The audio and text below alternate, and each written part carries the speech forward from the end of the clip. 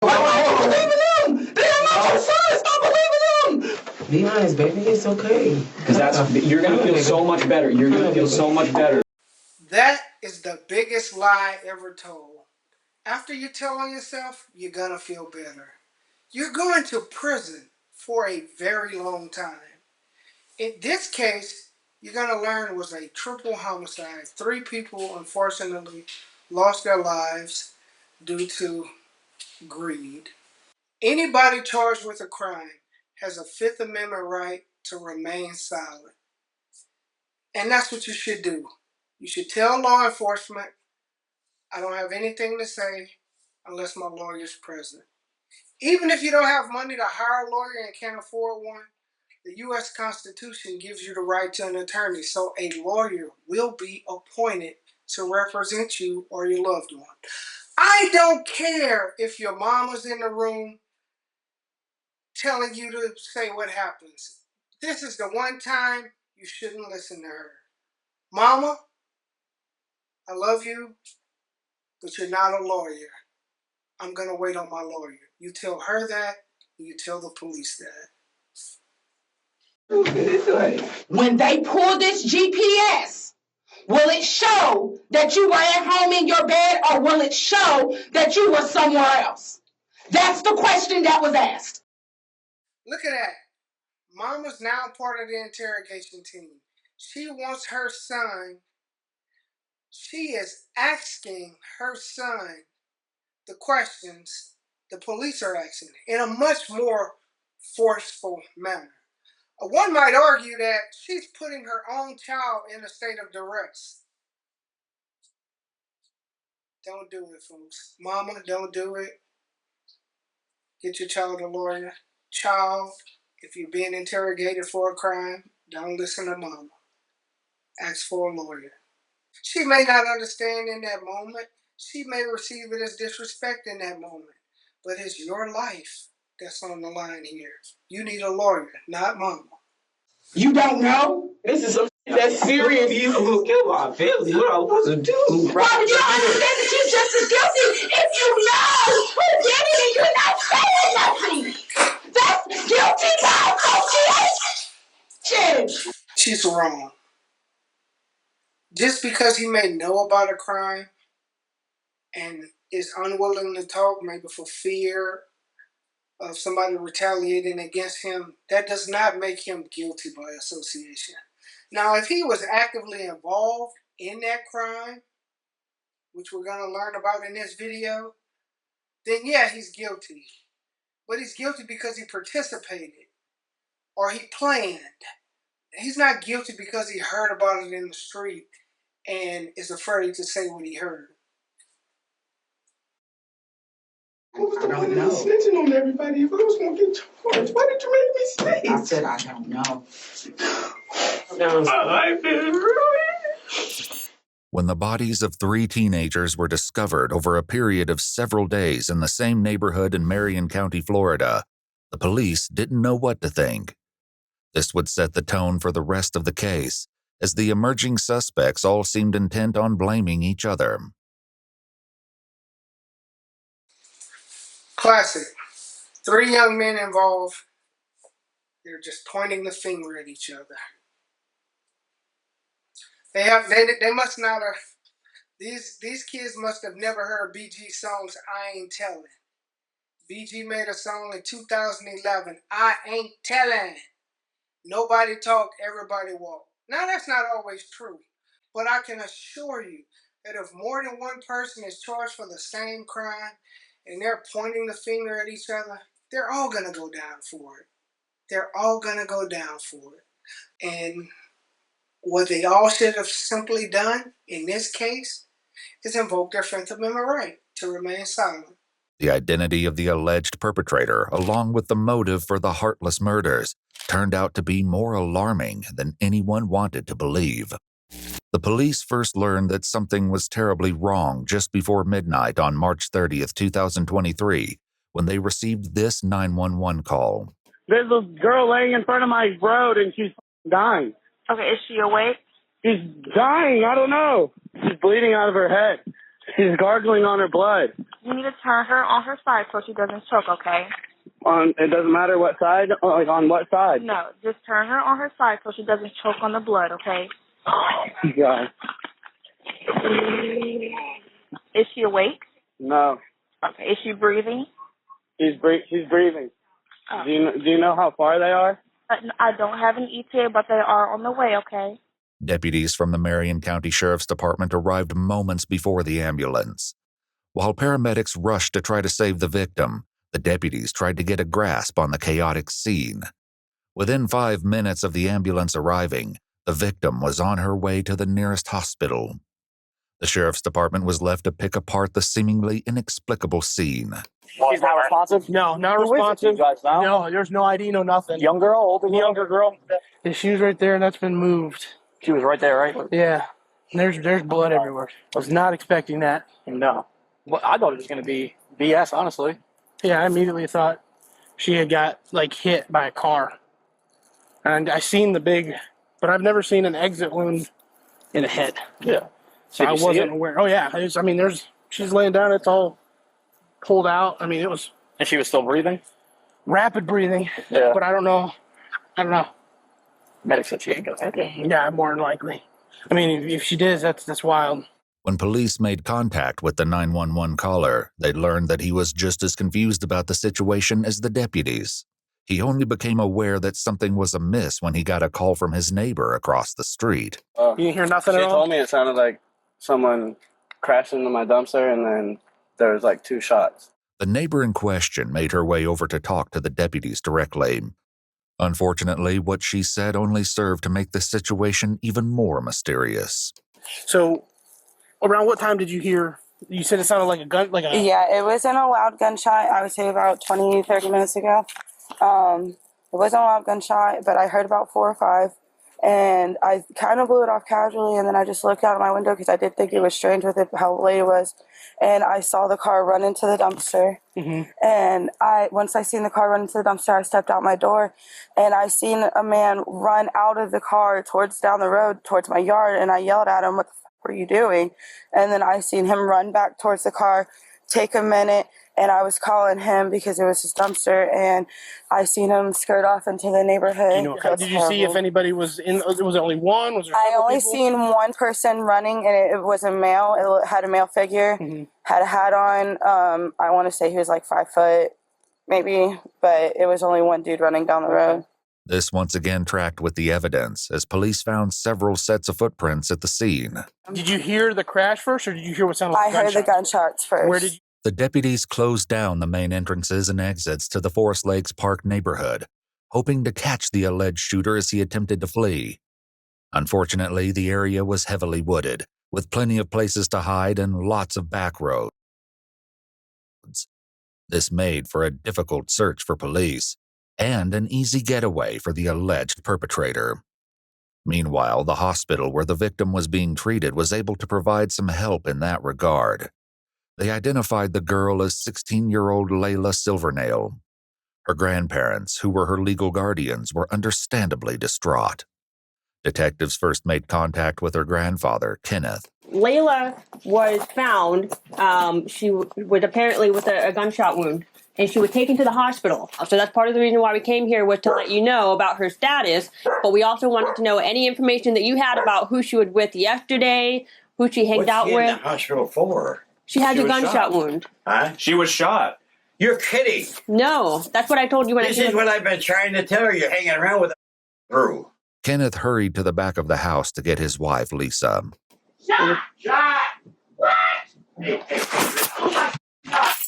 Layla's grandmother only seemed to become more distressed when the detectives tried to ask her questions. Lisa, come here.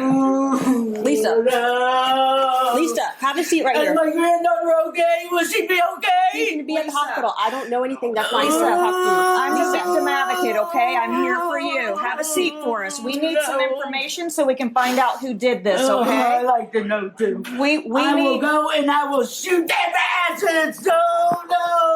Listen. Where was she shot at? Does anybody? Wow. We really live in a world where there's a lot of cruel people. This young lady's grandmother It's torn to pieces.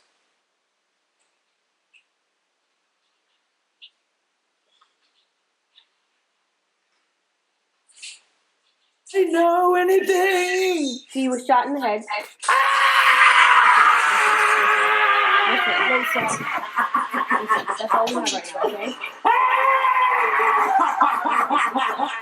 This can't be happening. This can't be happening. The situation was actually more horrifying than Lisa knew. Early on March 31st, the morning after the shooting, the police stumbled upon the last thing they were expecting. Just blocks away from the crime scene where Layla was found, police discovered a second victim, also suffering from a gunshot wound. There was little doubt that the two cases were connected, which made the search for the shooter all the more urgent. Back with Layla's grandparents, the detectives desperately tried to find out who might have been with Layla that night. Since they'd already found two victims, they had to wonder if more of her friends were hurt. If you've ever seen the TV show The First 48, you know that when somebody is murdered, there is a scramble to find witnesses, find evidence. Most murders, if they're not solved in the first 48 hours, it's very difficult to solve them. In the U.S., I think more than 50% of all homicides go unsolved. So there's a scramble here. There's a lot of evidence. There's now two deceased people, young people, and the evidence is all over the place. We have witnesses who saw a guy running, but not enough info to give a description. We have the other witness who found the young lady shot in the head on the ground. He didn't know any details about how she even got there. So there's a scramble here to try to find out what happened. So let's see what happens. Or in danger, too. Lisa, look at me. Who was she with yesterday? She came here with, and I'm gonna tell you everything because I don't like the people she hangs around with anyway. Okay, that's what we need. That's what we need. Lisa said Layla was almost always with her boyfriend, 17-year-old Michael Hodo. She also directed the police to Layla's best friend, who might have more information about her activities the day before the shooting. Another name came up too, and it was one police were already familiar with. And then that runaway girl, Camille. Okay. She was with her too yesterday. Camille. Parents, grandparents, kids, teenagers, let this be a lesson to you. You have to choose carefully, wisely, who you hang with, especially if they're into some activities that you know are not on the up and up. If you have a friend that's doing something illegal and they're living that kind of lifestyle, separate yourself. Many of us have done it. I've done it myself personally. Guys I grew up with, as we got older, they got involved in things I wasn't interested in being a part of. So I separated myself from them. It takes strength, it takes courage, but it's your life. You have a right to live a good life, and nobody has the right to take that away from you. So choose carefully, choose wisely. Don't be afraid to cut people off if they're not beneficial to your life or the goals you have for yourself. Quarles, 16, had been reported as a runaway by her aunt and legal guardian several weeks prior. It was an open secret that she'd been staying with Layla at her grandparents' house, but no one had successfully brought her home yet. When police made contact with Camille's aunt, Amy, she was not shy about expressing her frustration with the investigation. I did call it in this morning to ask somebody to go through there, and nobody has called me back. I've called 5 or 6 times a day since she's been gone. Even worse, Amy's son was hearing all kinds of gossip about the case at school. People were saying Camille had also been shot. The names of the victims and the location of the crime was seemingly common knowledge. Disturbingly, police had not yet confirmed if Camille was involved. Also, they'd not yet released the names of the victims or the location, which meant whoever was spreading this information had to be involved. There's another body discovered this morning in that neighborhood. Okay. I want to know if it's my child. Okay, the second person is not Camille. I can't identify who that person is, but it's not her. The identity of the second victim only made the case more dire, especially in regards to Camille's safety. Frustratingly, the police were still in the dark about most of the lead up to the crime, up until they got in touch with Layla's best friend, Gabby. She was more forthcoming and told the detectives that she'd spent the day with Layla and her boyfriend, Michael Hodo, and several other teens who would soon become an integral part of the case. Now in theaters. Home sweet home. Welcome back, Chief. Was there anybody else in the car other than you, Layla, anytime during the day? Camille was there. This was the second statement placing Camille at the scene of the crime, but disturbingly, there was still no sign of her.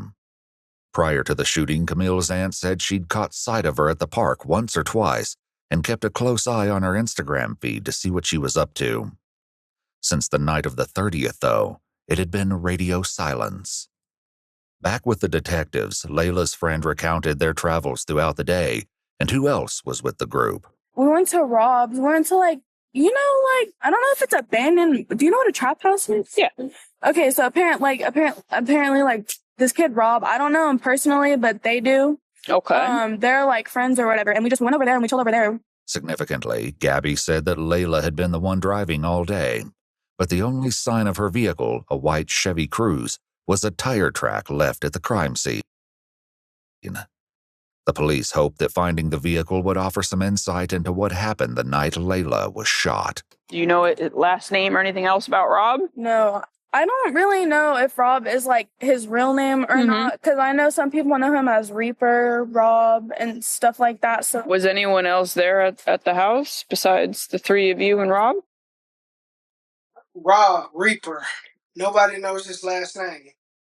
That's actually quite common on the streets. Everybody has nicknames. And a lot of times people really don't know each other's last name.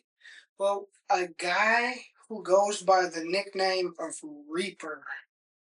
We have 3 dead individuals, and we have a potential suspect who's known as Reaper.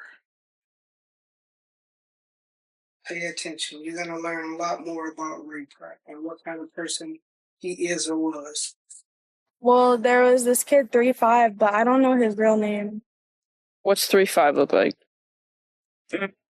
He's 12. He's a little kid. A 12-year-old? Detectives knew they needed to track down Rob and 3-5. They started with Rob, who they believed to be 17-year-old Robert Robinson, who was already incarcerated at a juvenile detention facility for a different offense. When detectives asked him about 3-5, he directed them to a boy named Christopher Atkins. Shockingly, Gabby was right. He was only 12 years old. Since Chris and Rob were both minors, their mothers were... I gotta ask this. What's a 12-year-old doing out this time of night with this kind of crowd? Whose fault is it? Do you blame the 12-year-old? Maybe a little. Do you blame the 12-year-old's parents? Absolutely. This is on them. If his hands have blood on it, then his parents' hands should have blood on it also. Parents, it's up to us, all of us, do better with our kids. This 12-year-old boy is involved in something very serious. This 12-year-old boy will not enjoy his time in prison. Neither was a 17-year-old, honestly. I mean, he's a little bitty scrawny dude. So we have these kids out here doing these extremely horrible, violent things for nothing. And then they end up in prison. They get treated like girls. Literally. They become girls. were asked to join them at the police station before any conversations took place. Chris's mother, Ashley, was the first to arrive. I don't understand. Where the hell is my son? And if he being questioned, why the fuck I'm not in here?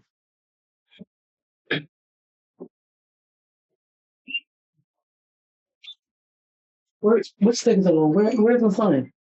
He's in the room right here. They talking to him? Not yet. No, they're all getting their stuff together. It seems she wasn't convinced they weren't already questioning him, because Ashley did her best to hear what was going on in the other room.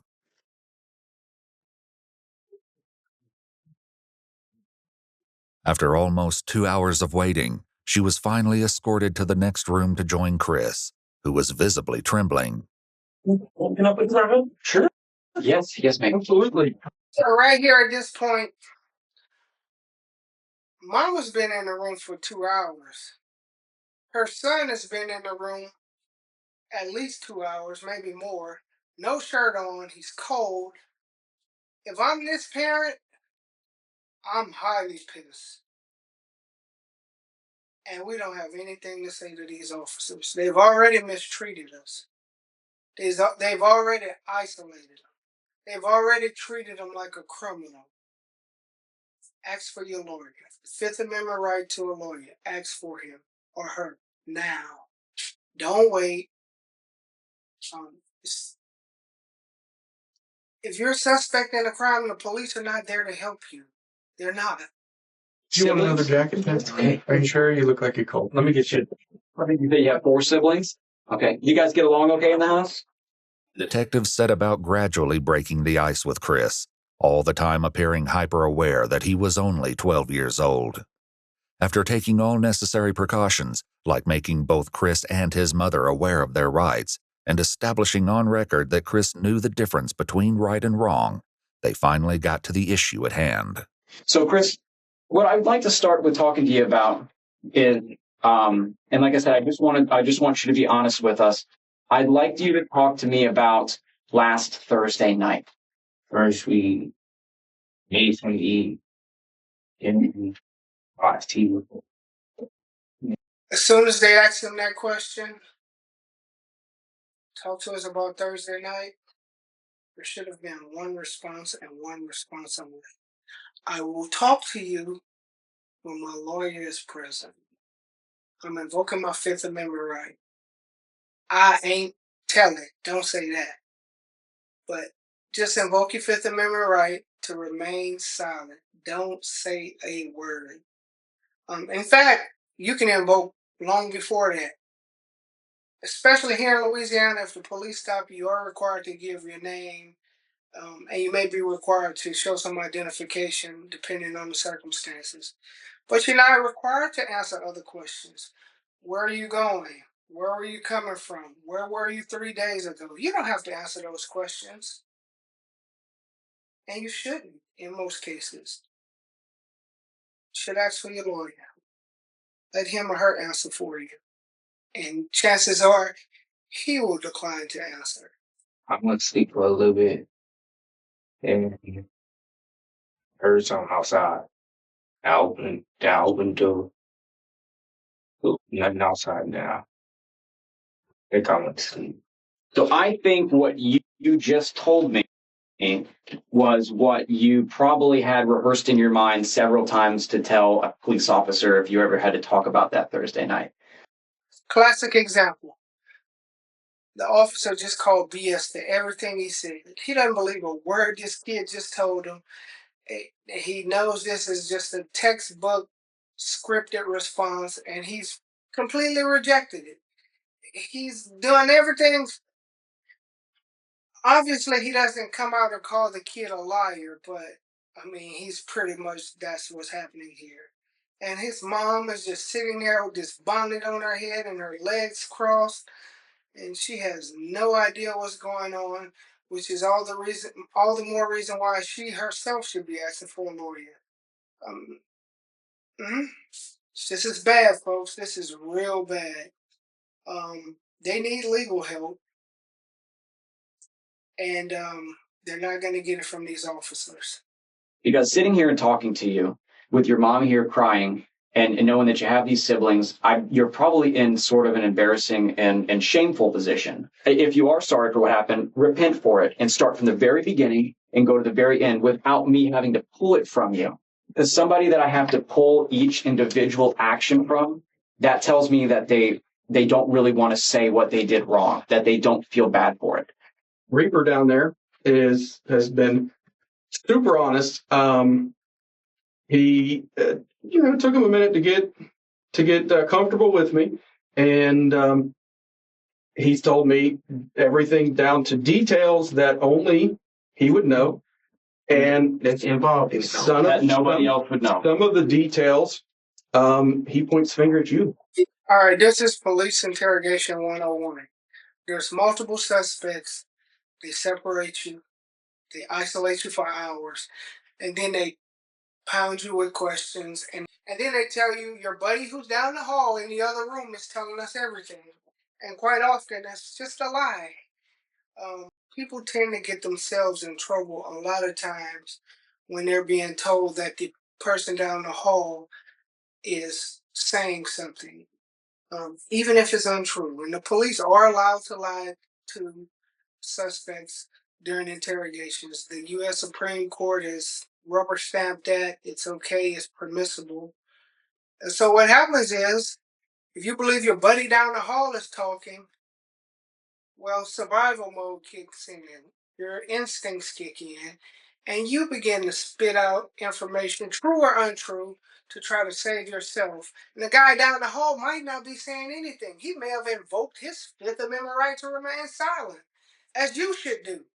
You both should do it. But this is a tactic. This is a tactic that law enforcement uses. It's a good tactic because it works. There's something, I don't know what goes through a person's mind if they think they have a friend in the next room who may have committed a crime and is now trying to put it on them, or who may have been more responsible for the crime and now is trying to put the bulk of the blame on them. Safest thing to do is for everybody to be quiet, wait on the lawyer. So let's see what happens to Christopher Atkins, Mr. 3-5, and his buddy, Reaper. 17-year-old Rob, also known by the concerning moniker Reaper, was also being questioned. Just like Chris, Rob and his mom Erica were both advised of their Miranda rights before the interrogation commenced. I'm trying to bring the best way to say this to you guys. We're investigating several different incidents that occurred over the last couple of weeks. Okay. One being a theft of side-by-side. One being the theft of, a burglary. We're investigating a robbery, and we're investigating a murder. Okay? Murder. Mm-hmm. So, the first ones you named, I believe the last one you named. Murder. Well,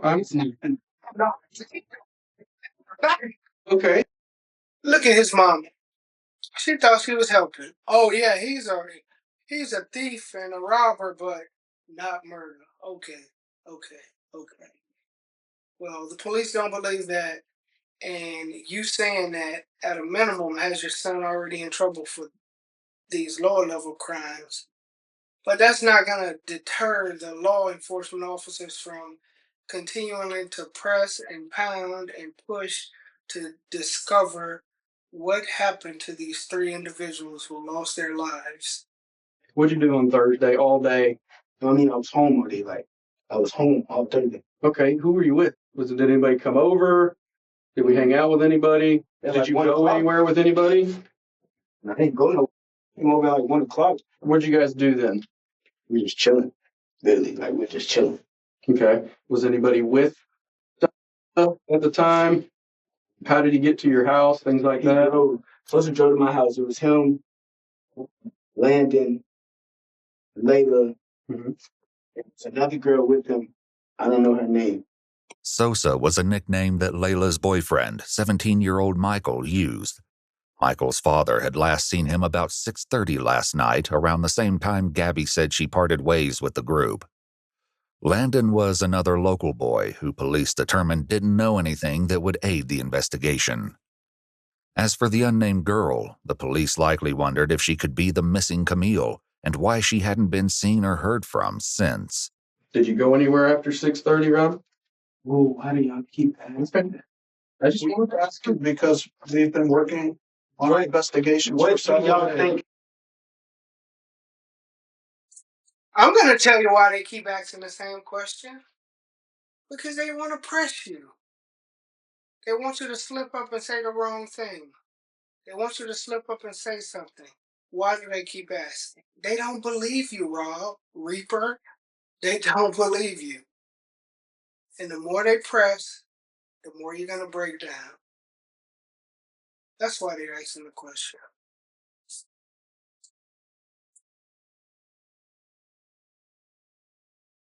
Happened, bro. I'm telling you, you understand how that night, like I only seen social one time that day. Rob, we know you were out of the house after 6:30.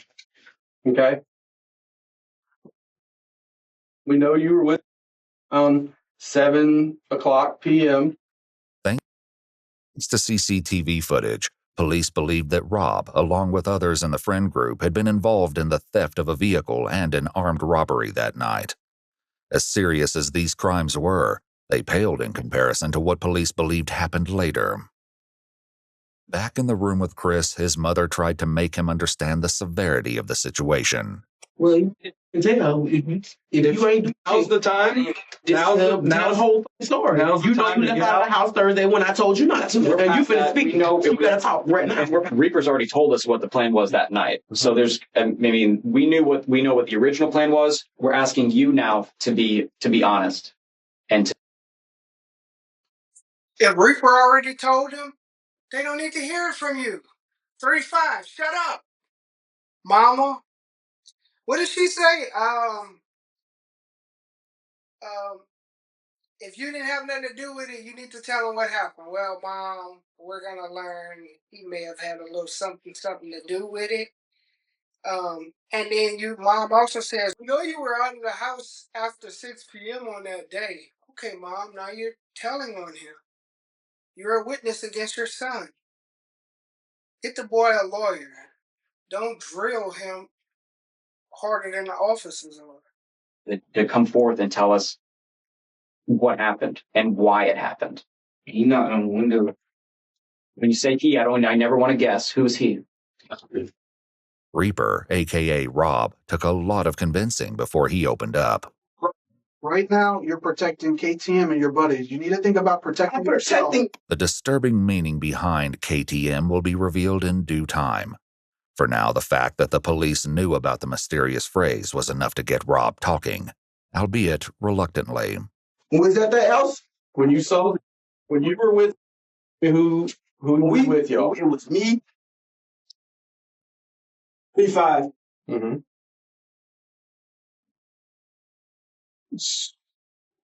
Layla was there. Mm-hmm. And that was it. The police knew by now that there were more people at the house than just Chris, Rob, Michael, and Layla. Did you go anywhere with them that night? No, I ain't go nowhere with them. I just told you. I went, I swear to God, was at the house. They said they was finna leave. I went back home. Actually, Mom, I didn't come in until like late. I didn't come in till after 7 anyways. So what time you came home? Now, I went that Mulaka at 7:10.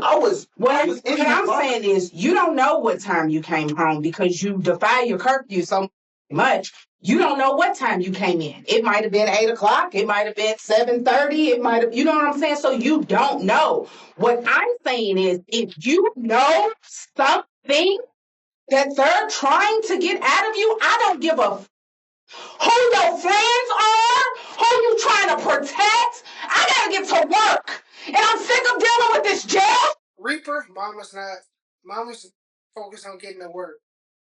She just wants you to say whatever you have to say so she can go to work. Well, the quickest way to get her to work is to shut it down. Just shut it down, ask for your lawyer, say we're done, take me to jail, do whatever you gotta do. My lawyer will deal with it. Mama can go to work. But sitting here for hours and hours and hours and being interrogated, it's not going to help Mama get to work any faster. And it damn sure ain't going to help Reaper avoid what's in front of him. A very long prison sentence, in case you're wondering. Choose to have To be honest. Unfortunately for Rob, the police already knew that he was still holding back the dark details of what he got up to that night. What about a cell phone? Do you own that phone? Yeah, I own that phone. So Okay. do you all want permission to check the location? That on would be phone? great. Yeah, No. that would What be do you great. mean, no? Check my phone. They're not listen, they're not looking in your phone for anything else. So you're certain that your phone GPS will keep you at your house that night? Are you? Are you?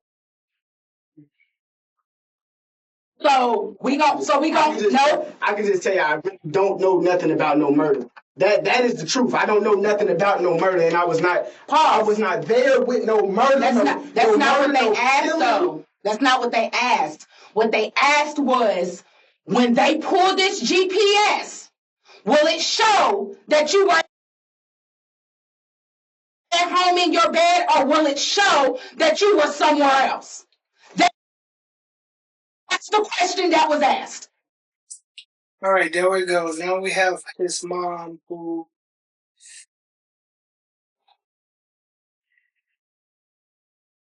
is really grilling her son. She is offering evidence against him, GPS, which, in all honesty, law enforcement officers will be able to subpoena that information anyway. But access to the phone is something different. There's case law out there throughout the country that says if your phone is locked, you can't be forced to turn over your passcode. However, if mom's going to voluntarily give them her phone that Reaper has access to, then I do believe most courts are going to allow whatever they find on that phone to be used in evidence. So now once again, we have Reaper, who has continued to sit there and participate in this interrogation of him into a triple homicide, we're going to learn. And there's nothing he can say. I don't care if it's 2 minutes or 2 hours or 2 days. There's nothing he can say that's going to help him. So the best thing he can say to help himself is nothing at all. Ask for a lawyer. You don't know? I don't know what y'all want me to do. Like, I'm telling you stuff. They telling me I'm lying, and I'm telling them the truth. And you sit there in court with them. Why don't you believe it? They don't make it serious. Stop believing them. Oh, no, I was not there. Like, I didn't say that. You weren't there. First and foremost, you lie so much, I don't know what to believe what comes out your mouth. You been the bridge that's been gone. Let's get that understood. Like, I was like, but what I'm saying is, you so quick to want to protect people, and let me finish.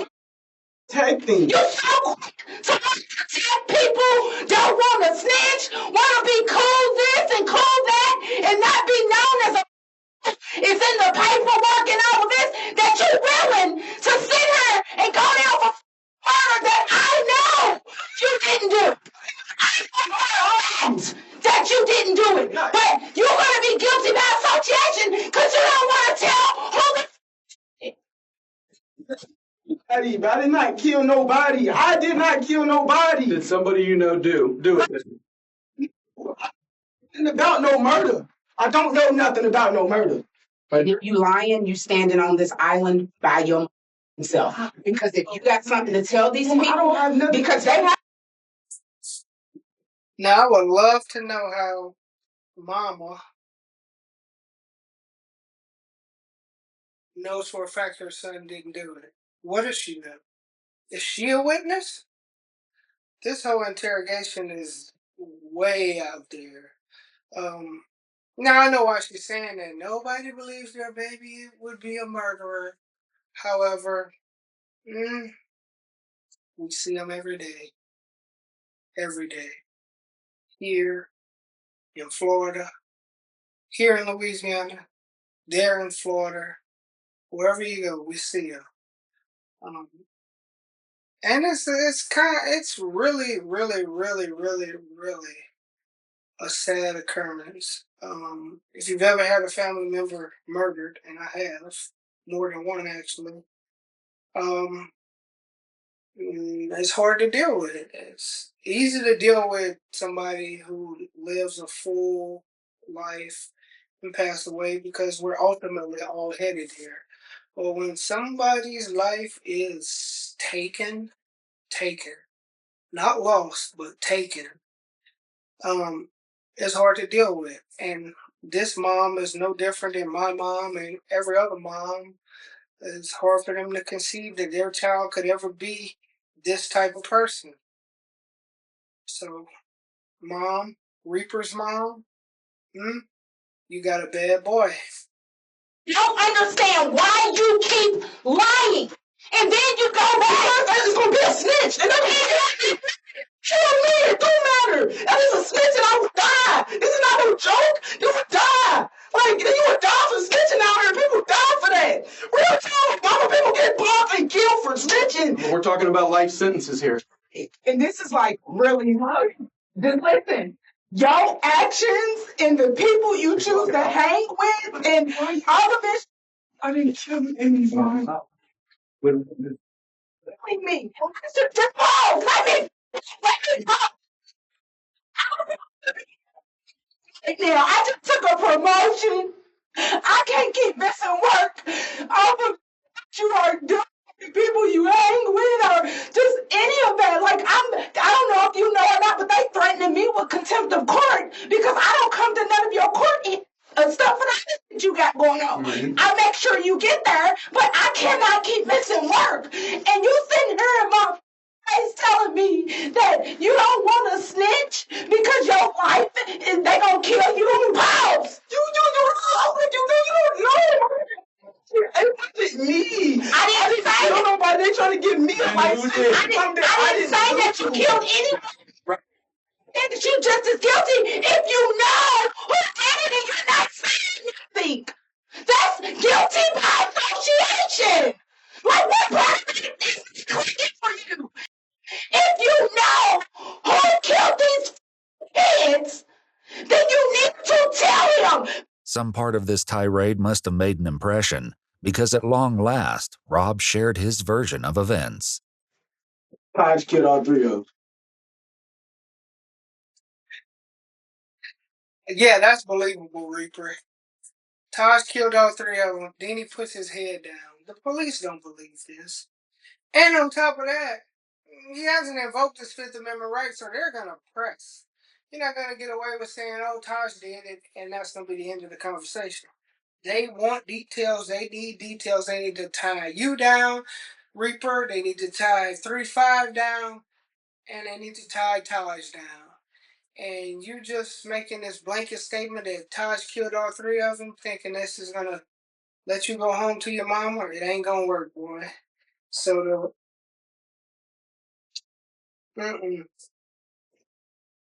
Okay. Tell me about it. Were you there? The whole story? Were you there? Let him talk. Tell me the whole story. Rob just mentioned 3 victims, but the detectives had so far only asked him about 2. Not only did this grab their attention, but they likely suspected that the Taj that Rob mentioned was 16-year-old Taj Bruton, with whom they were already acquainted due to previous cases. Unfortunately, this didn't mean they knew where to find him. Several weeks earlier, Taj cut off his ankle monitor and went on the run. The detectives would focus on this after they got more of the story from Chris, who picked up the story after he said Rob, a.k.a. Reaper, knocked on his window. Okay, Reaper knocks on the window. He knocks on the window. He said, come on, we can go see some girls or something. Then we went out. And this girl and the boy picked us up on over the wood. This girl and the boy. Describe. From Rob's statement, the police believe this had to be Michael and Layla. He made no mention of Camille, however, even when he explained where everyone was sitting in Layla's car. The seating arrangement would be crucial later. Layla was driving, Michael was in the passenger seat, while Chris and Rob were in the back seat. But they weren't alone. Then somebody came in the car, I don't know his name. It was like somebody in all black. Okay. And How does this person look? I know you said he's wearing dark colored clothes, right? I heard you say that. Ski mask too. I'm telling you what, if somebody got in the car wearing a ski mask, I'd be like, what is going on? But that didn't appear to be Chris's response, and the detectives likely had a horrible inkling as to why. Yeah, I looked at Rob. I was like, I thought we were going to see some girls. He's like, yeah. I was like, oh, all right. And then we kept driving again. Throughout his interrogation, Chris would only refer to the man in the ski mask as the X-Man. Luckily, Rob had already revealed the identity of their companion.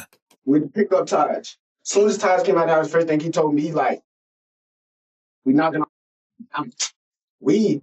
I was like, no, but I ain't even trying to do all that. It took a little more persuading, but Rob eventually told the police that they could find Taj at his girlfriend's house. They picked him up and brought him to the station after they finished talking to Chris and Rob.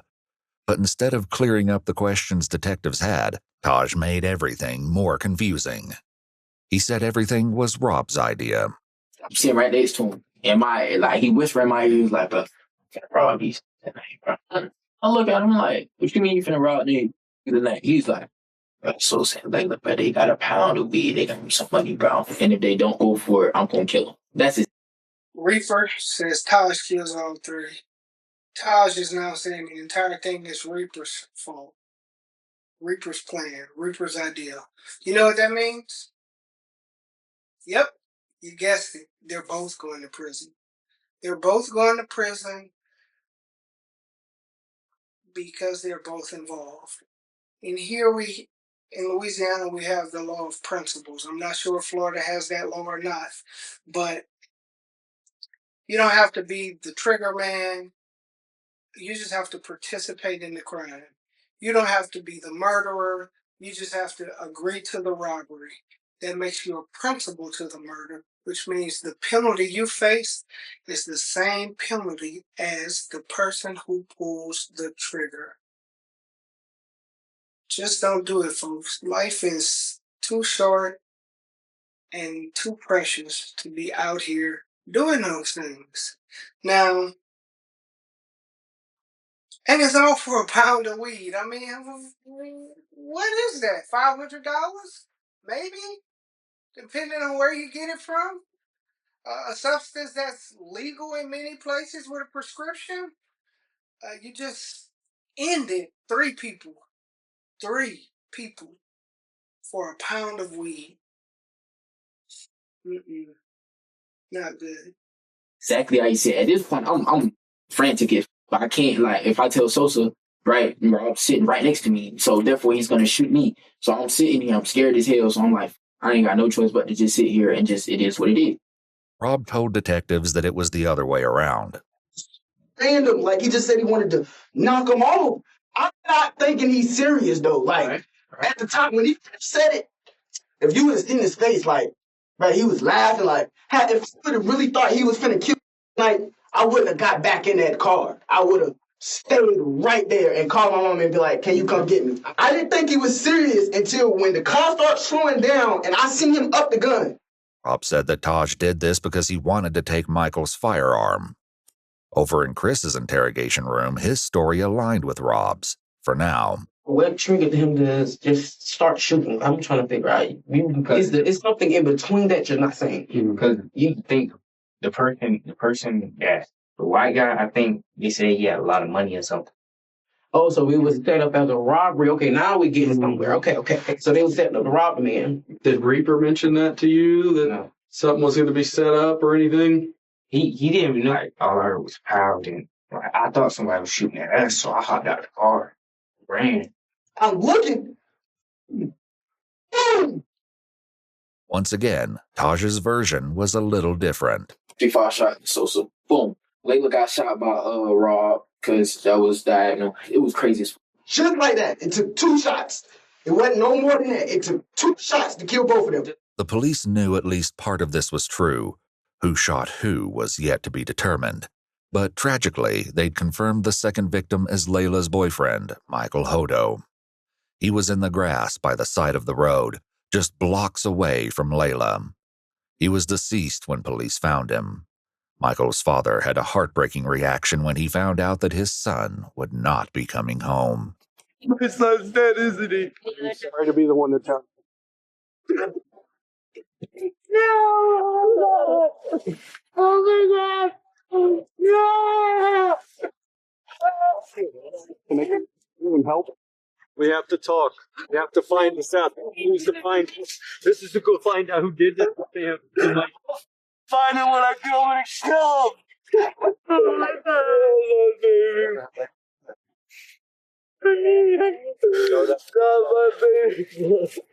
While Michael's family reeled from the devastating news, Chris continued with his upsetting story about Michael's final moments. And you said he shot this white guy first? Yeah, the white guy was like sitting like this, and like, where'd he shoot him at? Like right here. And the gun was pressed up against his head? Is that what you're? I think it was like.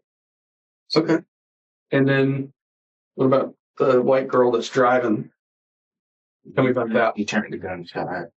Where'd he shoot her at? And I don't know. Rob agreed, which would soon become increasingly rare. Where did he shoot Layla? No, I think it was headshots. On the other hand, Taj put the blame back on his two companions. I know he shot Sosa in the back of the head. I seen that happen. I seen Rob try to shoot her, right?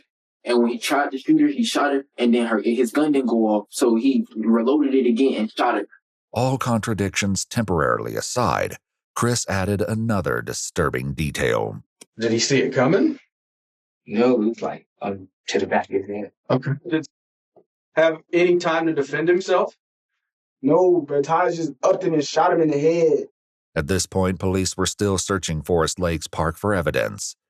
Now that they knew the shooting had occurred in Layla's car, it was more important than ever to find the vehicle. Most of all, though, they were looking for any sign of Camille.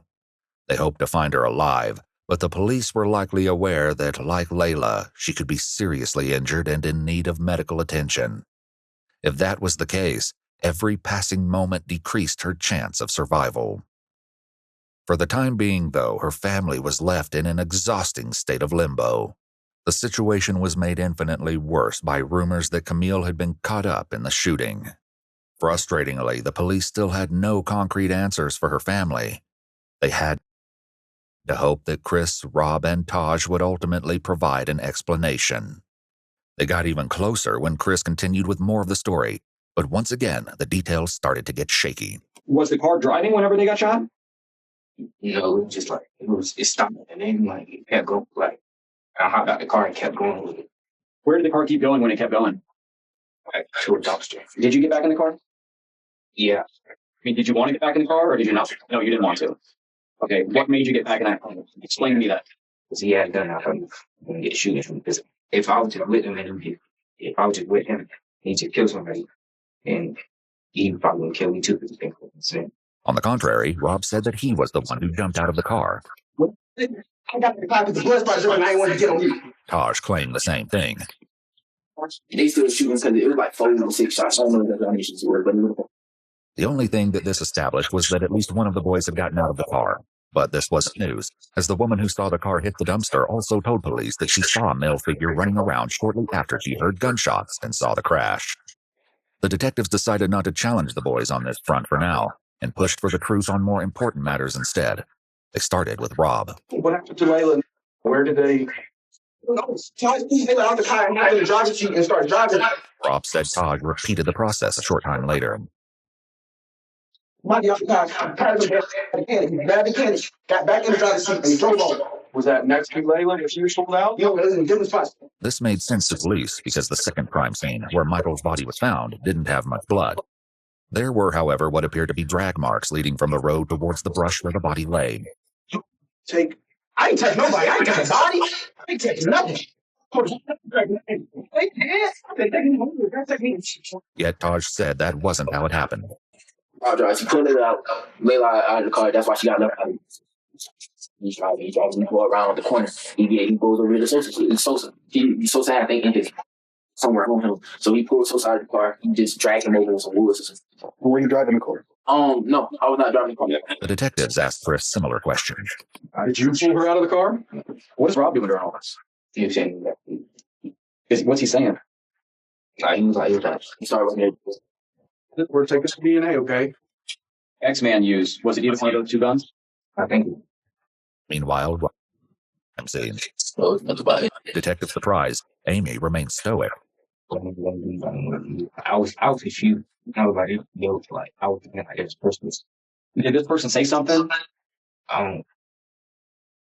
Describe to me what you heard whenever you opened that seat up. What noises? All I heard was somebody tell me to watch out. Now I heard gunshots. Tragically, the third victim was determined to be none other than Camille. Her body was discovered 2 days after Layla was found on April 1st. Like Chris said, she'd been shot twice. The location of her wounds indicated that her death had been no accident. It was highly unlikely that Camille had been shot once in the back and once in the head by chance. As soon as she was identified, law enforcement made contact with her aunt, Amy, for a difficult conversation. We're investigating the homicide involving Layla and the other individual that was found deceased. It took us a little while because we couldn't positively identify her, so it took us a little while. But, we're certain that it's Camille that is now deceased. Probably to detective surprise, Amy remained stoic.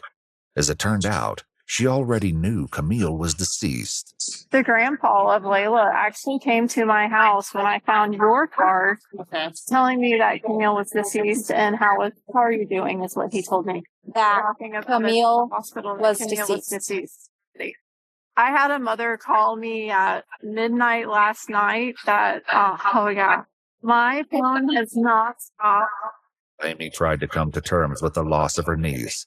The detectives at the police station asked Chris more about the specifics of Camille's murder. What happened after he shot her? He closed it and we left. How many times did he shoot her? Yeah, so we're gonna. I think once. What is it? One twice? Okay. Do you know what part of her body he shot her? When I opened it, he heard everything, so I left the lid. As if this wasn't horrific enough, Taj put forth an even more disturbing version of events. Predictably, he insisted he was not the shooter. The culprit he named was spine-chilling. Who holds the seat down? 3-5, because he was on the side, so he hops out his car. He can get out of the car and put the seat down. Hit her once. So where did he shoot her? Oh, I couldn't see exactly where he shot her. And then she's not dead yet. So Rob sees that and he shoots her to make sure she's dead. Although Layla got one headshot and Camille got two because she wasn't dead yet. For once, Rob agreed with Taj, at least partially. Before his mom left the police station, he told this to the police. It was 3-5 that did that. 3-5 dropped the seat and shot the girl, and he shot her in the head. And then Taj was like, shoot the in the back, shoot the in the back. 3-5 dropped the back seat and he shot the girl. She was still alive. He's like, finish her. So he shot her again. 3-5, police knew, was Chris's street name. Still, something wasn't quite right.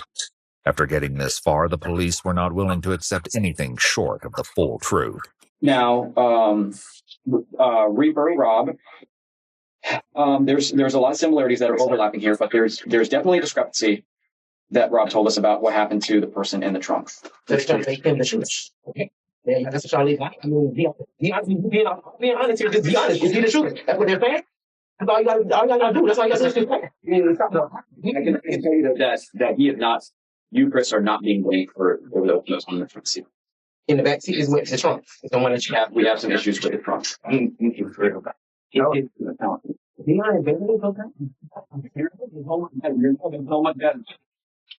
feel so much better once you talk about what say it.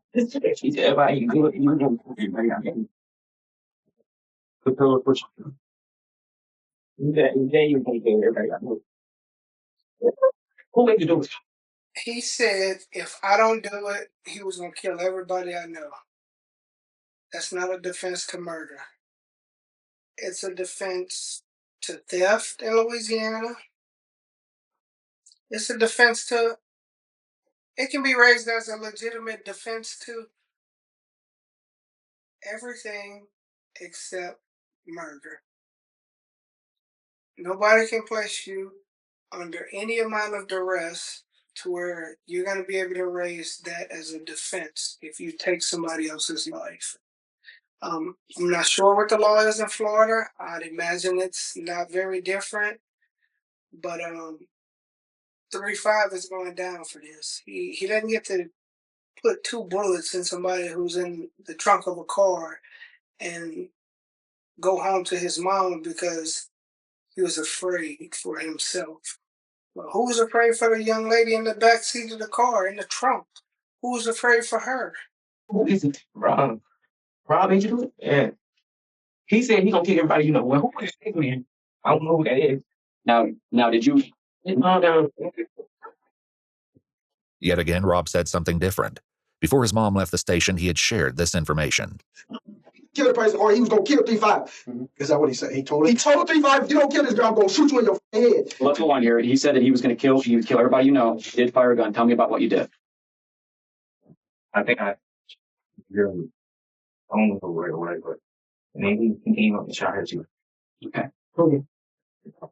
So when you shot her, what gun did you use when you shot her? And the ex-dude gave me a Scott. If Chris used Taj's firearm, that would explain why they only found 2 weapons during the search warrant.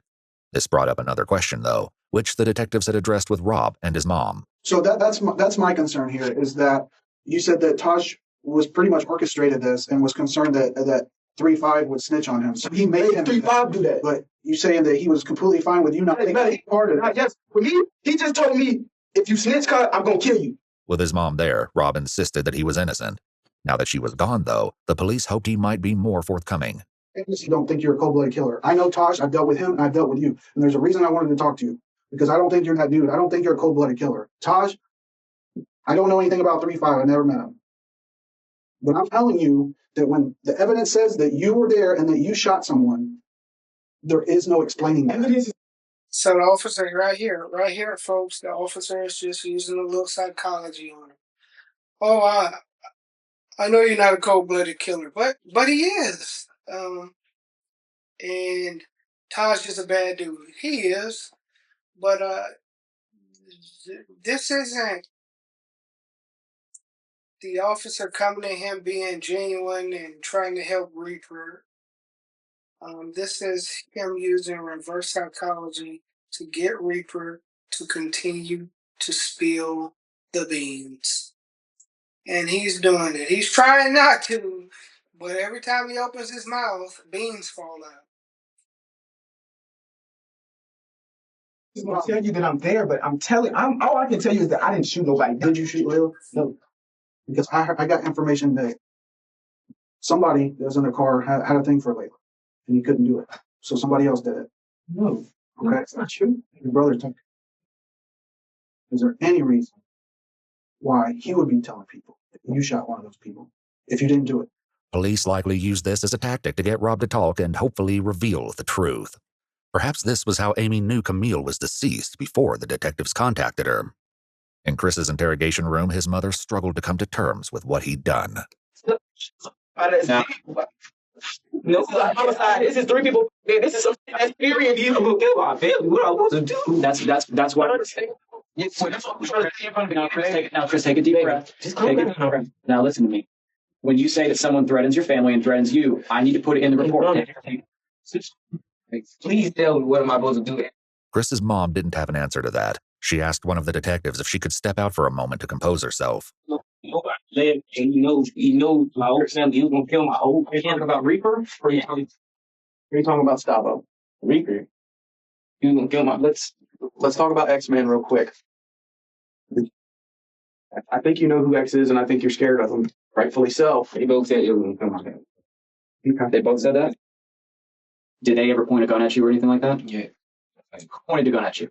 The X-Men. She's like, don't tell nobody. Don't tell nobody. I'm gonna kill you. I'm gonna kill your mom.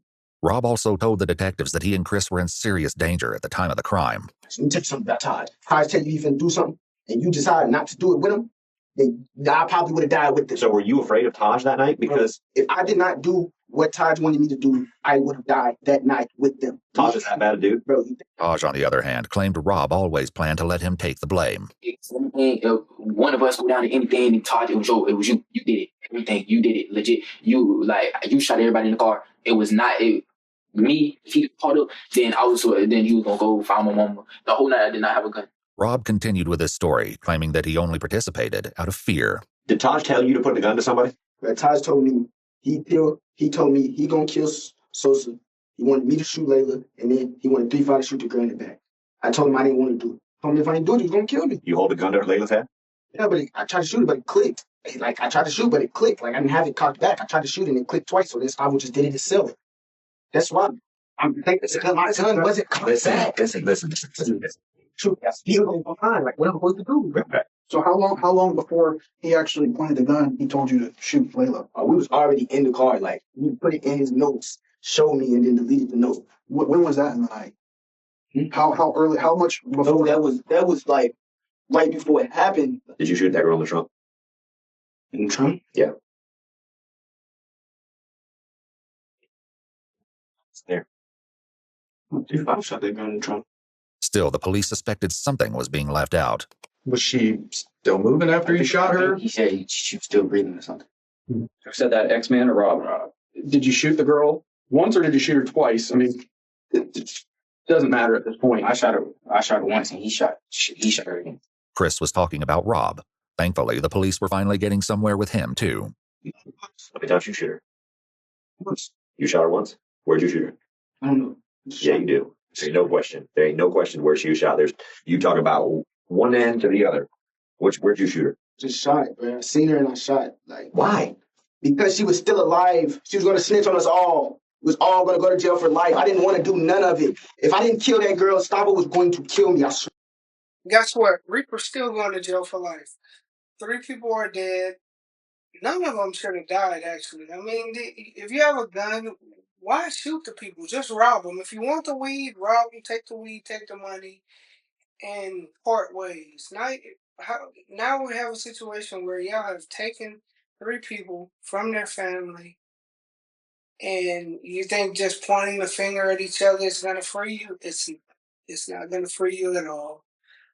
It's actually going to help you get sent to prison quicker, faster, more solid evidence.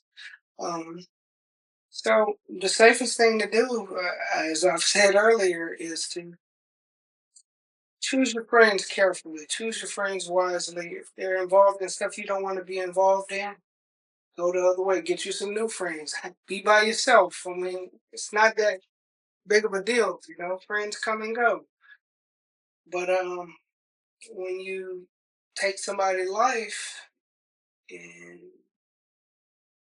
there's no justification for it, then you're going to be looking at a very long time in prison if you ever get out.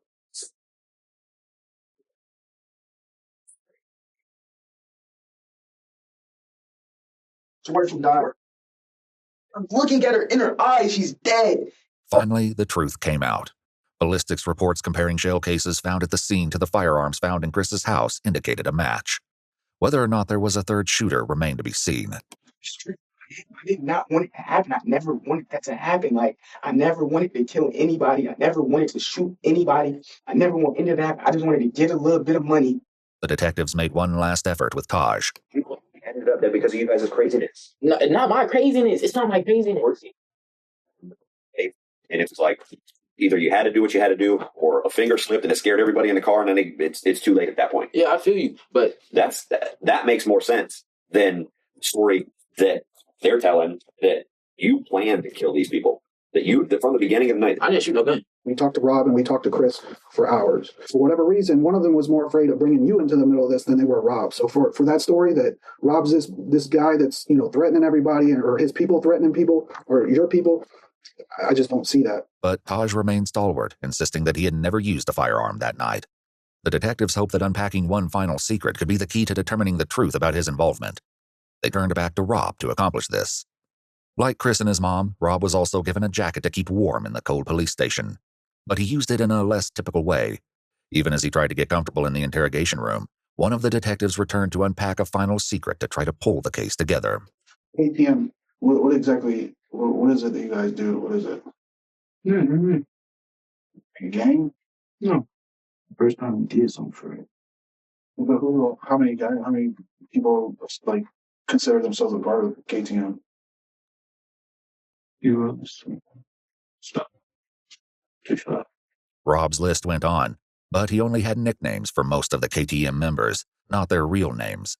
Notably, Michael, Layla, and Camille were not included. Chris was somehow even less willing to give up the details of KTM. What's the deal with the KTM thing? Huh?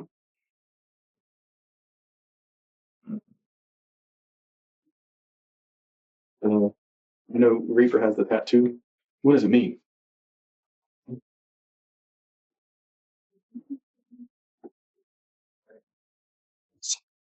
Cutthroat? Cutthroat mentality? Does it sound right? What exactly is that? Just a made up gang name? One of Michael's close friends eventually came forward, provided the police would keep his identity anonymous, and confirmed that KTM was indeed a gang. His description of their activities was chilling. Their mentality is a mentality that they will do anything to you and not give a fuck. Just to get the money? Yes, just to get the money. Just to get what they want, basically. With that, the detectives had all the information they needed to move forward with the case. It had taken 8 hours each to get the truth from Rob and Chris. The detectives stepped out, leaving Ashley and Chris alone for a few moments. 8 hours. Let's think about that. Let's unpack that a little bit. How many of you have ever been interrogated or sitting in any kind of interview room, job interview, school interview, police interview for 8 hours? Chances are no one has. And that amount of time sitting, being questioned, or waiting to be questioned, that can cause some pretty significant issues when it comes to your ability. I mean, if there's nothing else, these people are probably exhausted and ready to get this over with, which will, in a lot of instances, lead to them blurting out things they wouldn't normally say. So rather than sit in an interview for 8 hours or 80 minutes, ask for your lawyer. That puts an end to the interrogation. It's over with. Once you invoke your Fifth Amendment right and ask for a lawyer, they have to stop questioning you until your lawyer's present. Don't sit there for 8 hours. It's terrible. It's a terrible idea. I don't know. Who can talk for 8 hours? Who can be drilled with questions for 8 hours and not break down or say things that are incorrect, can be misconstrued? The Constitution was created for a reason. It's in your best interest to know the constitutional rights you have in a situation like this. And your right to remain silent is the pivotal one. Use it. And instruct your friends and loved ones to use it also. Ashley also had some devastating news to deliver that was sure to upset him further. Ashley had a warrant out for her arrest, and in order to be with her son while he was interrogated, turned herself in to police. She was charged with possession of cocaine and methamphetamine and taken to county jail. Chris, Rob, and Taj were all taken to juvenile detention, and on May 15, 2023, a grand jury indicted all 3 boys. Preparations began to take the case to trial, where they will be tried as adults. Taj and Rob are both facing 3 counts of murder in the first degree because, tragically, Layla did not survive her injuries. She passed away just days after Camille's body was discovered. Taj also has been charged with robbery with a firearm, tampering with evidence, tampering with an electronic monitoring device, carjacking while armed, aggravated assault with a deadly weapon, and grand theft auto. Rob had a similarly long list of charges in addition to 3 counts of murder, including armed burglary, grand theft of a firearm, petty theft, robbery with a firearm, and tampering with evidence. Chris, meanwhile, was only charged with 1 count of murder for Camille, whom he admitted to shooting while she was in the trunk. The other charges against him were dropped, including grand theft of a firearm and burglary. However, he's now facing an additional charge of battery after getting into a fight while incarcerated. Currently, all 3 boys have entered pleas of not guilty, but the trial is ongoing. What the court finds and how justice will be served for Layla, Michael, and Camille remains to be seen. Well, I can tell you this. It looks like Taj and Reaper, they're done. Their life is over. At least their life on the outside is over. They're probably going to prison for the rest of their lives. Chris, he was only 12 when this happened. He's only charged with one of these murders. Chances are there's probably light at the end of the tunnel for him in Florida. He'll probably be released at some point way down the line. Hopefully he's a much better person when he comes out. Many guys do go to prison, get out, and never set foot in another jail again. They truly grow, mature, and become productive members of society. I hope this happens for Chris. For Taj and Reaper, you blew it. So, I want to thank everybody for staying. I know this was long. I'm going to call this series I Ain't Telling. And I got that from a song written by one of my favorite rappers of all time, BG.